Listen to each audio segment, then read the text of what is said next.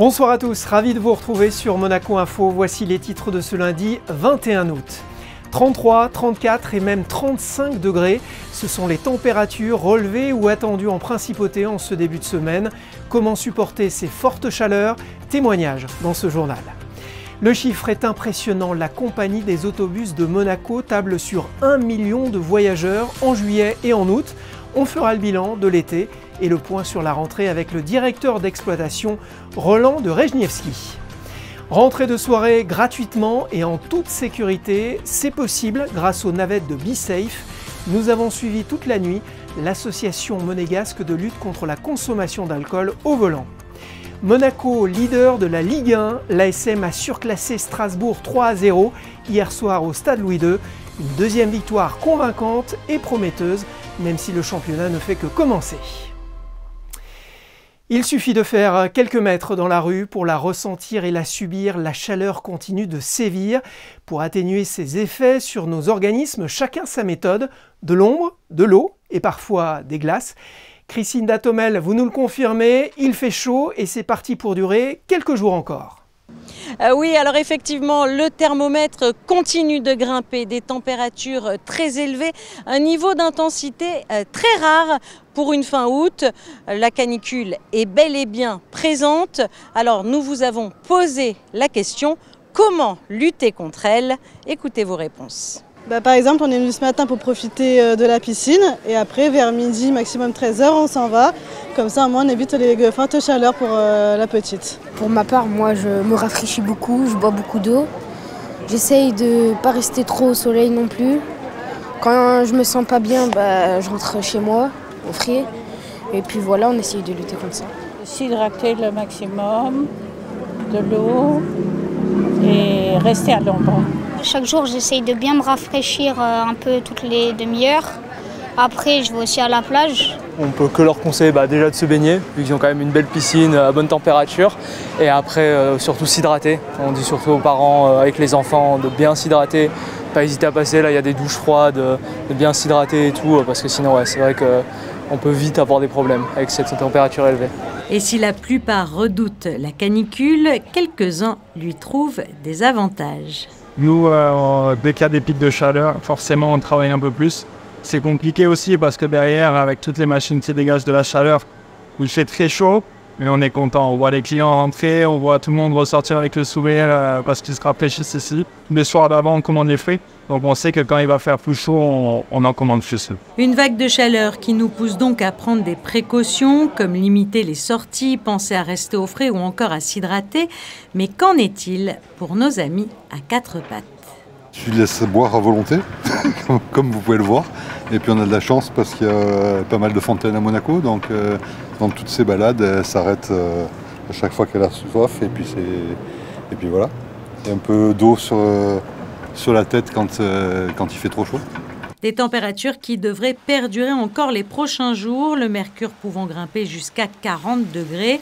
La canicule sera présente jusqu'à samedi. Dimanche, le thermomètre sera enfin plus clément. Pensez donc bien à vous hydrater et à rester au frais. Voilà pour ce reportage de Christine Datomel, Jean-Alexandre Dordet et Clélia Renaud. De fortes chaleurs et des vents faibles qui pèsent sur la qualité de l'air.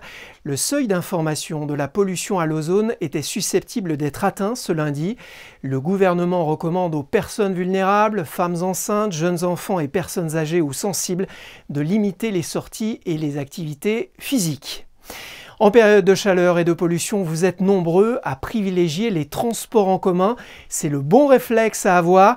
Et ce n'est pas le directeur d'exploitation de la compagnie des autobus de Monaco qui va me contredire. Bonsoir Roland de Rejniewski.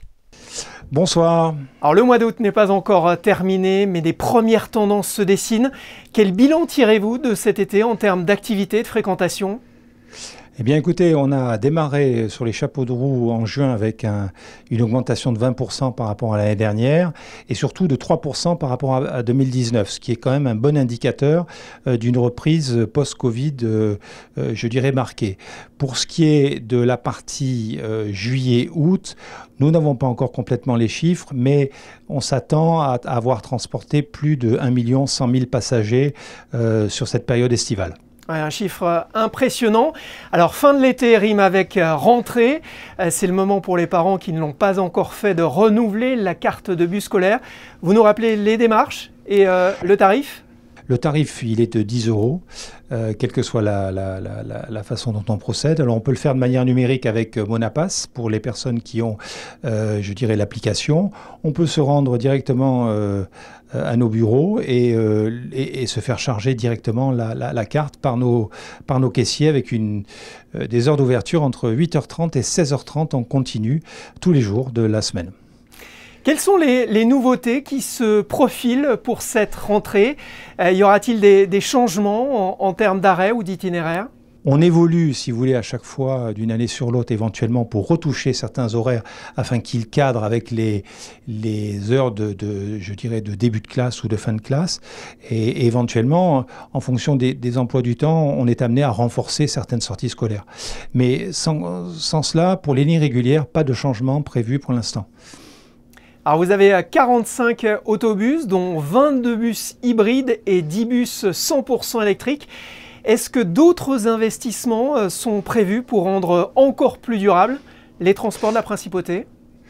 Tout à fait, je vois que vous êtes bien informés. Nous allons recevoir 12 autobus électriques en fin de semestre 2024, de premier semestre 2024. Donc des autobus dits standards, c'est-à-dire des véhicules de 12 mètres qui pourront équiper les lignes principales 1, 2, 4 ou 6 en fonction je dirais, du besoin.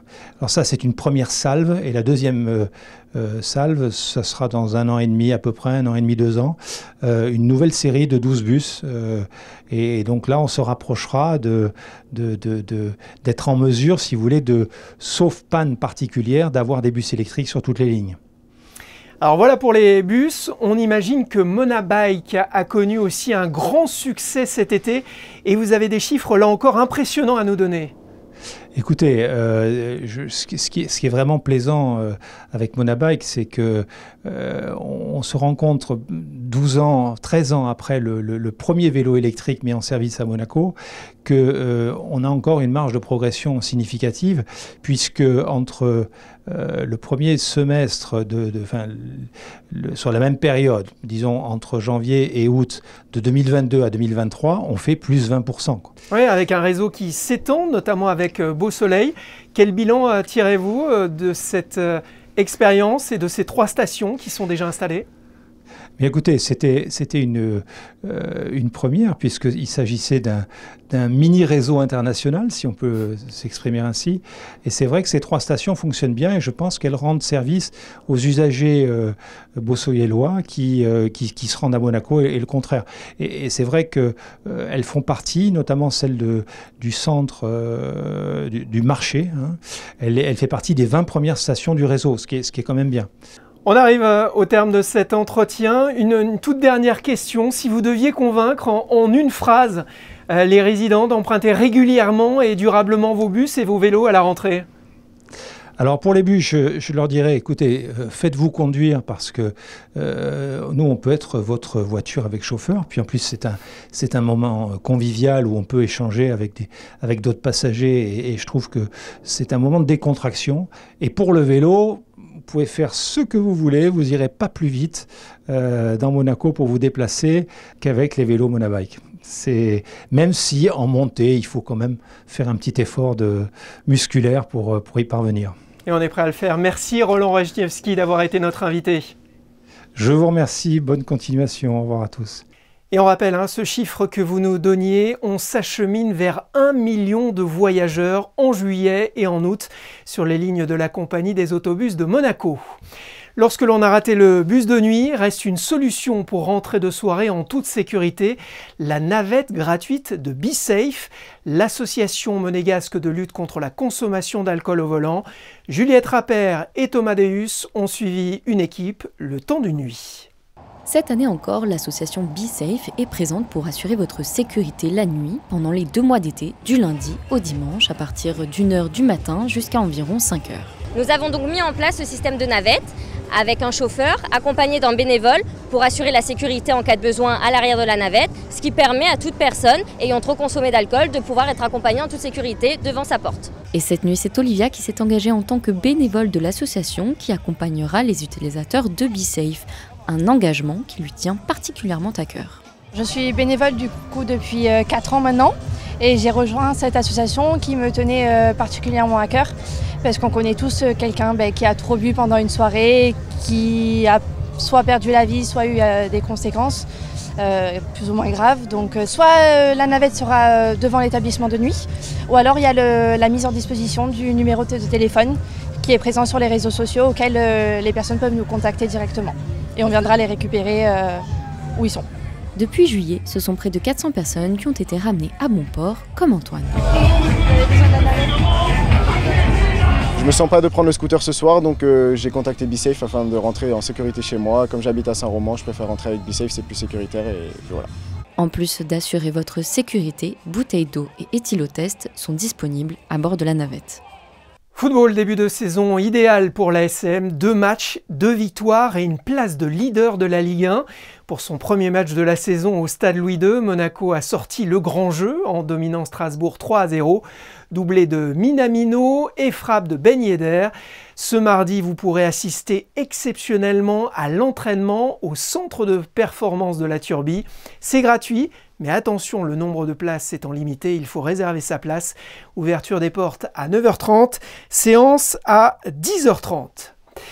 C'est le plus grand événement sportif pour les jeunes de 14 à 18 ans. Le Festival olympique de la jeunesse européenne s'est déroulé à Maribor, en Slovénie. Plus de 2500 athlètes, dont 5 représentants monégasques. Félicitations à Andrea Cracchiolo en cyclisme, Esteban Faure et Lorenzo Banti en natation, Emma et Théo Bottin en athlétisme, qui ont porté haut les couleurs de la principauté. Allez, encore 3 semaines avant la rentrée, mais il faut déjà y penser et la préparer. Trousse, classeur et l'incontournable cahier grand format à petits carreaux. Rien n'est laissé au hasard, comme l'a constaté Frédéric Elion dans l'une des papeteries de Monaco. Les vacances d'été sont loin d'être terminées et pourtant déjà la rentrée scolaire est dans la tête des parents. Livres, trousses, stylos ou classeurs, tout doit être prêt pour septembre pour le retour à l'école des enfants. Vous voyez bien autour là tous les sacs qui sont disposés dans le magasin. On en a bien quelques centaines, plusieurs centaines, ouais, à vrai dire. Donc bon, on se prépare. Ça commence dès que l'école sorte du coup les listes scolaires dans leur établissement. Donc pour tous les établissements de Monaco, primaire, collège, terminale, enfin lycée, tout ce qui se passe. Et du coup, ils les amènent directement au magasin, soit par téléphone, soit par mail aussi. Ils peuvent préparer les commandes comme ça. Sinon, du coup, en magasin, et nous, on prend leurs coordonnées, leurs infos, on prépare tout de notre côté. Et voilà, dès que c'est prêt, on les appelle et on attend qu'ils viennent.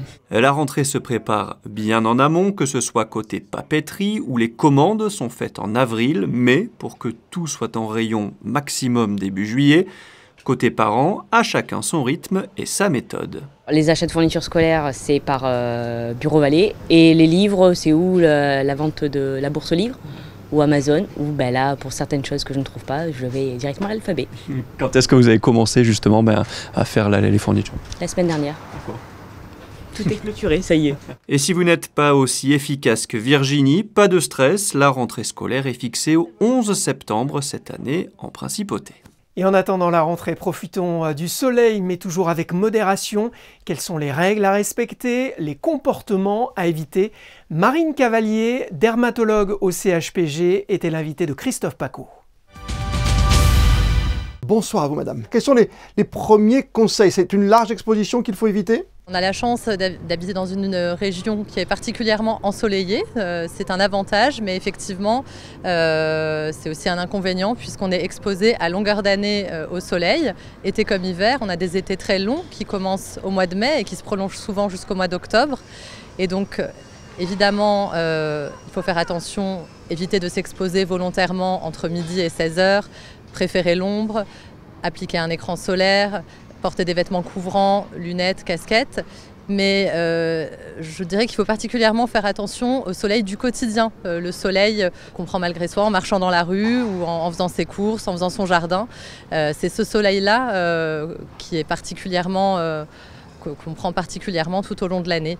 Ce fameux mélanome, ce cancer de la peau, fait des victimes chaque année, c'est ça qui est important à rappeler aussi. Oui, le soleil, donc l'exposition au soleil chronique et également les expositions intenses aux UV, en particulier les coups de soleil dans l'enfance et l'adolescence, sont des facteurs de risque de développer un cancer de peau. Le plus dangereux étant heureusement le plus rare est le mélanome, et d'autres cancers beaucoup plus fréquents qui sont les carcinomes basocellulaires et qui sont effectivement liés à la fois au cumul d'expositions solaires à l'échelle d'une vie et également à un terrain génétique et au phototype des personnes. En particulier, on n'est pas tous dotés du même capital solaire à la naissance. Et les personnes à phototype clair, donc les yeux clairs, la peau claire, qui prennent des coups de soleil facilement, sont plus à risque que le reste de la population de faire des cancers de peau et doivent plus particulièrement se protéger. Quel est le premier signe finalement, quel est le premier facteur ?